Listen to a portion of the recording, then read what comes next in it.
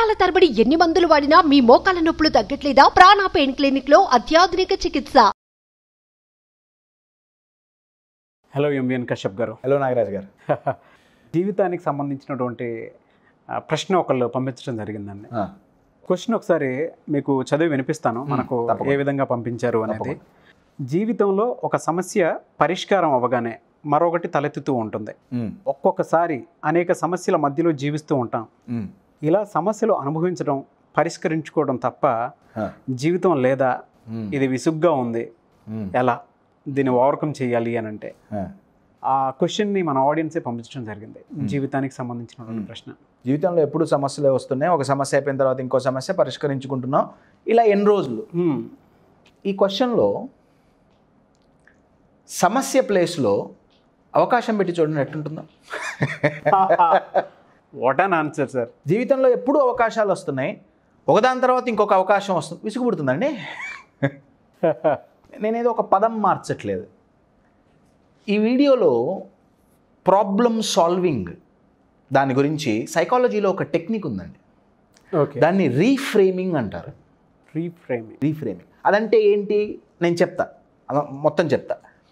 First ఒకటి అర్థం చేసుకోవాలి, ఏంటంటే సమస్యలు లేని జీవితం, రూట్స్ లేని వృక్షం ఉండదు. ఎస్, చెట్టుకు వ్రేలు లేకుండా చెట్టు ఉండదు. అవును.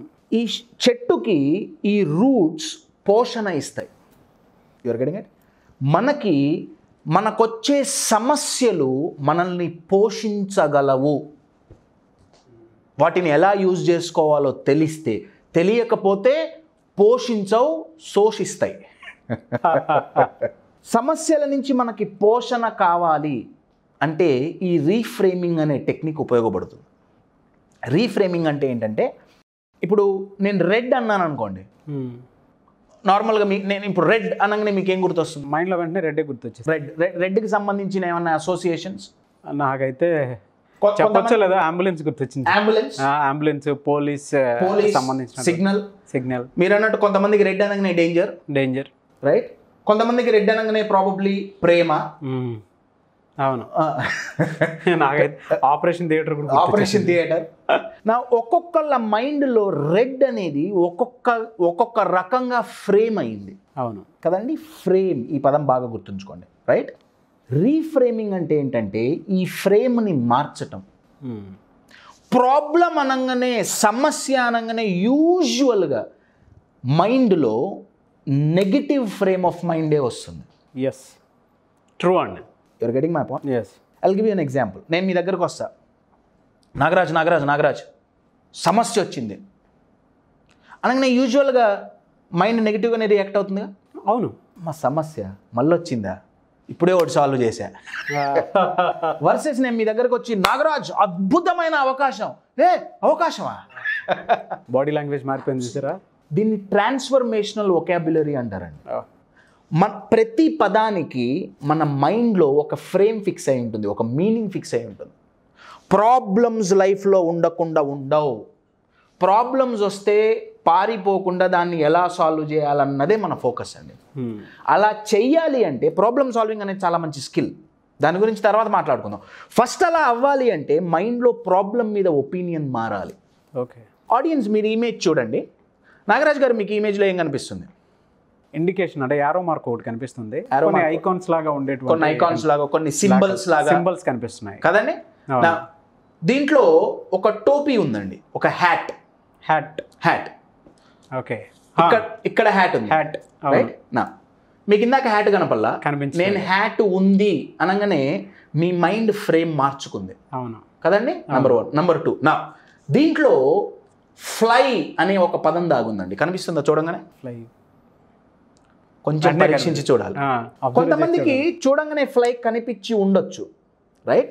కనపడపోవటానికి రీజన్ ఏంటంటే అండి, యూజువల్గా మనకి మైండ్లో చిన్నప్పటి నుంచి అక్షరాలు బ్లాకింగ్తో రాయటం మనకు అలవాటు. బ్లాక్ కాకపోతే ఇంకేమైనా ఇంకు, రైట్ అండి? కానీ ఇక్కడ వాళ్ళు ఫ్లై అనే పదాన్ని వైట్ కలర్తో ఈ మధ్యలో దాచారు. ఓకే, నేను చెప్పంగానే ప్రాబబ్లీ ఇంకొకసారి చూస్తే కనిపించవచ్చు, కనిపించకపోతే నేను చూపిస్తా. నా సేమ్ ఇప్పుడు కనిపిస్తుందా ఫ్లై? ఎంత బాగుంది సార్. కరెక్ట్, ఫ్లై కనిపిస్తుంది కదండి, ఫ్లై కనిపిస్తుంది చాలా క్లియర్గా. ఫ్లై అని చెబితే, ఫ్లై ఉంది అని చెబితే కొంతమంది చూస్తే కనపడి ఉండవచ్చు. ఇప్పుడు నేను చూపిస్తే ఇంకా ఈజీగా కనిపిస్తుంది. ఎస్, అద్భుతంగా. ఈ సింబల్స్ మధ్యలో ఒక పదం ఎలా అయితే దాగుందో, సమస్యల మధ్యలో ఒక అవకాశం దాగుంటుంది. అది ఎప్పుడు కనిపిస్తుందయా అంటే ముందు ఉంటుంది అనేది ఒకటి తెలవాలి. ఇంత ఈజీగా అయితే కనపడదండి. అవును, you are getting my point. ఎప్పుడైతే మన మైండ్కి మనం అలవాటు చేస్తామో సమస్య అంటే కష్టం కాదు, అవకాశం. అబ్సల్యూట్లీ. సమస్య అంటే అవకాశం అని మన మైండ్కి మనం ఎంత ట్రైనింగ్ ఇస్తామో సమస్యలలో అవకాశాలు అంత అద్భుతంగా కనిపిస్తాయి. You are getting my point. Yes, దీన్నే రీఫ్రేమింగ్ అంటారు సైకాలజీలో. ఇక్కడ ఏం చేసాం, బ్లాక్ లెటర్స్ని రీఫ్రేమ్ చేసి వైట్లో చూపించాం. మీకు ఇంకా సింపుల్ నేను ఎగ్జాంపుల్ చెప్తా. రీఫ్రేమింగ్ అంటే సింపుల్ వేలో చెప్పాలంటే మన పర్స్పెక్టివ్ అండి. అవును, నేను ఇప్పుడు పాము వచ్చింది, మీరు వచ్చి కశ్యప్ పాము అంటే నాకు పాము అంటే భయం, రైట్? ఎండాకాలంలో కూడా ట్రౌజర్లో వానబడుతుంది. పాము అనగానే నేను ఉరుకుతా బాత్రూమ్కి. అదే ఒక స్నేక్ చార్మర్ అయితే, లేదా ఒక డిస్కవరీ ఛానల్లో పనిచేసాను, పాము వచ్చిందంటే ఆయన కూడా ఉరుకుతాడు పామును పట్టుకోవడానికి. అవును, నేను ఉరుకుతున్నా, ఆయన ఉరుకుతున్నారు, కానీ ఆయన పాము దగ్గరికి ఉరుకుతున్నారు, నేను దూరంగా ఉరుకుతున్నాను. తేడా ఎక్కడుంది? పాములో ఉందా, ఫ్రేమ్లో ఉందా, మైండ్లో? అబ్సల్యూట్లీ. ఇంకా ఎక్కువ మా అమ్మమ్మ గారికి, ఆమె గారి పని పొద్దు నుంచి సాయంత్రం వరకు పూజ చేయటమే ఆమె పని. ఆమె గారి దగ్గరికి పోయి, అమ్మమ్మ పాము వచ్చింది. పామా? నాగదేవత, పాలు పట్టరండి, అభిషేకం చేద్దాం. ఆమె గారికి పాము అంటే డివోషన్, నాకు లూజ్ మోషన్. తేడా పాములో లేదు, చూసే మైండ్లో ఉంది. ఆ విధానాన్ని ఫ్రేమింగ్ అంటాం. అవును, you are getting my point. నా సమస్య అనగానే పాజిటివ్ ఫ్రేమ్ మీ మైండ్లో ఉందా, నెగిటివ్ ఫ్రేమ్ మీ మైండ్లో ఉందా? బాగా గుర్తుంచుకోండి, సమస్యలు లేని జీవితం ఉండదు. ఓన్లీ థింగ్ ఈజ్, సమస్యలకి సొల్యూషన్స్ కావాలి అంటే ఫస్ట్ మనం సమస్యని చూసే విధానం మారాలి. ఫస్ట్ దాన్ని మనం పాజిటివ్గా తీసుకోవాలి. You are getting it? Number 2, ఒకటి సమస్యకి మనం ఇచ్చే మీనింగ్ పాజిటివ్గా ఉంటే ఇది సమస్య కాదు, ఇది అవకాశం. నెంబర్ 1. నెంబర్ 2, ఇది సమస్య కాదు. ప్రతి ఇన్నోవేషన్ చూడండి, ప్రతి ఇన్నోవేషన్ ఒక సమస్య నుంచి పుట్టిందే. అవును, నేను మీకు ఒక ఎగ్జాంపుల్ చెప్తా. చాలా సంవత్సరాల క్రితం ఫిలడెల్ఫియాలో, అమెరికాలో ఫిలడెల్ఫియాలో ఒక వ్యక్తి టీ అమ్ముకునేవాడు. ఆ చుట్టుపక్కల ఏరియాల్లో ఆయన పెట్టిన టీకి మంచి డిమాండ్ ఉంది, రైట్? ఓకే. మనకిప్పుడు హైదరాబాద్లో నుమాయిష్ లాంటి ఎగ్జిబిషన్స్ జరుగుతుంటాయి కదా, ప్రతి చోట జరుగుతాయి. ఫిలడెల్ఫియాలో పెద్ద ఫేర్ నడుస్తుంది. ఆయన అప్పు తీసుకొని ఫ్రెండ్స్ దగ్గర ఆయన టీ స్టాల్ పెట్టాడు. నా టీకి మంచి డిమాండ్ ఉంది కదా, నేను టీ ఎక్కువ అమ్మితే నాకు ఎక్కువ డబ్బులు వస్తాయి. చాలా సంవత్సరాల క్రితం స్టోరీ ఇది. టీ స్టాల్ పెట్టాడు. పొద్దున 10ంటికి మొదలైంది, 11 అయింది, 12 అయింది, 1 అయింది, 2 అయింది. ఎక్కువ మంది వచ్చి టీ తాగల. కొన్ని లీటర్ల టీ వేస్ట్ అవుతుంది. ఈయన అప్పు తెచ్చి మరీ స్టాల్ పెట్టాడు. You are getting my point. నా మధ్యాహ్నం అయింది, పిల్లగాడికి అర్థం కావట్లేదు. అదేంటి, నా టీకి మంచి డిమాండ్ ఉందిగా, నలుగురికి తెలుసుగా నా టీ గురించి, ఎందుకు వచ్చి కొనట్లా?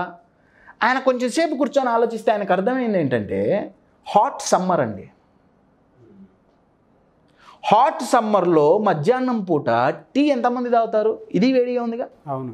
ఇప్పుడు ఈ టీ అమ్ముడు పోవాలంటే 2 జరగాలి. ఒకటి, వెదర్ చల్లగా అవ్వాలి. అది పిల్లగాడి చేతుల్లో ఉందా?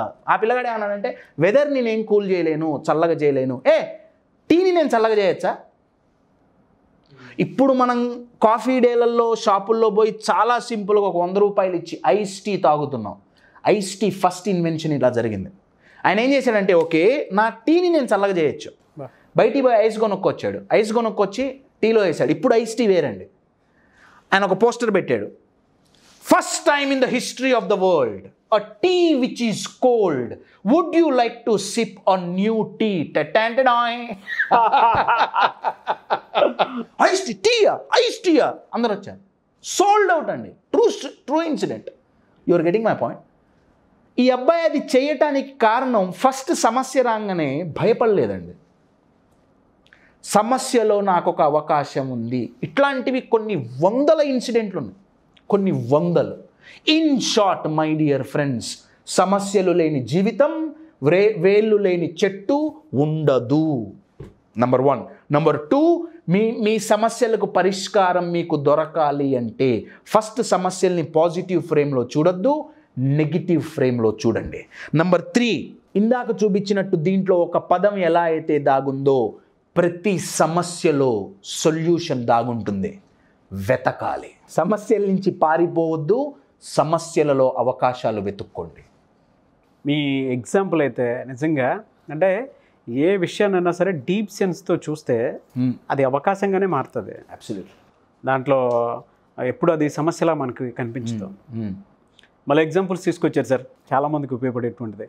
Thank you so much Kashyap గారు. Thank you. సుమన్ టీవీలో మీ పర్సనల్ అండ్ బిజినెస్ ప్రమోషన్స్ కోసం కింది నెంబర్కి కాంటాక్ట్ చేయండి.